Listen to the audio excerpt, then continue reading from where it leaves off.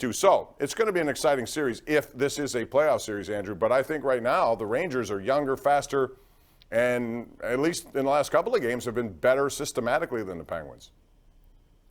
Yeah, I think they rely too much on their system, to be honest with you.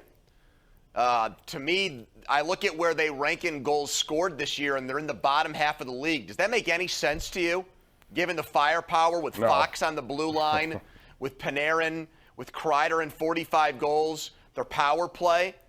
I mean, they really should be one of the best goal-scoring teams in the NHL, and they're not. So I think maybe that's where Gallant's structure comes in a little bit too much, I would think. You know, they have more comeback wins than anybody in the NHL this year. They did it again tonight, Bob.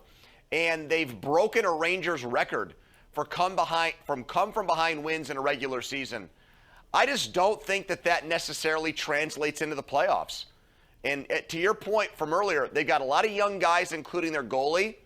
You never know how that's going to, carry over into the playoffs when it's a totally different animal. Mm-hmm. So just because the Penguins have lost twice here, and we're going to see the Rangers again next week, just because they've lost twice, I got to be honest with you, I would still take the Penguins to beat them in a best-of-7 series right now. I'm not totally discouraged by what I've seen here in these games against New York. No, I would agree with that. I think it's going to be a good series, and it'll come down to whoever makes plays in critical times, especially in goal. And Shesterkin's never been through this. Jari has, and maybe he learns from it. But look at the Penguins in the next several weeks are going to determine a lot of where they end up, because they have a game against the Minnesota Wild, maybe Marc-Andre Fleury on Thursday. Then they have back-to-back games against the Colorado Avalanche. As you see, the Rangers have jumped them by 1 point here. And then after that, you got the Ranger game that you spoke of, and then home games to Washington and Nashville. That's 6 games against teams that could be considered Stanley Cup contenders, Andrew. Mm-hmm.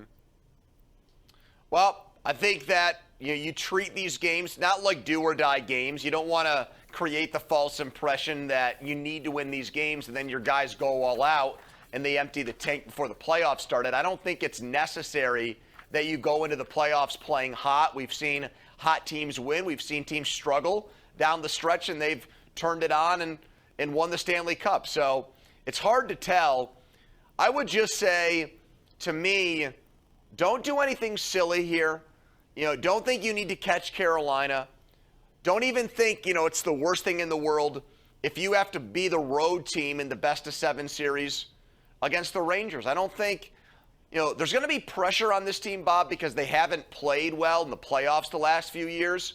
If they started a series on the road, and the Rangers, there's a lot of buzz in Madison Square Garden, they're back in the playoffs after a hiatus, I think that might actually be a welcome mat for the Penguins.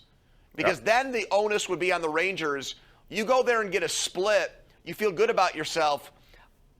Speaking out loud here, I think I might actually even prefer that.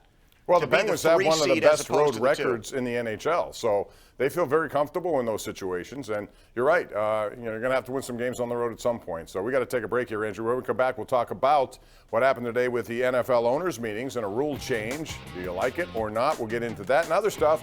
Call us right now. It's 412-575-2600 as we broadcast live on Pittsburgh CW and 93.7 The Fan. This is the Ireland Contracting Nightly Sports Call.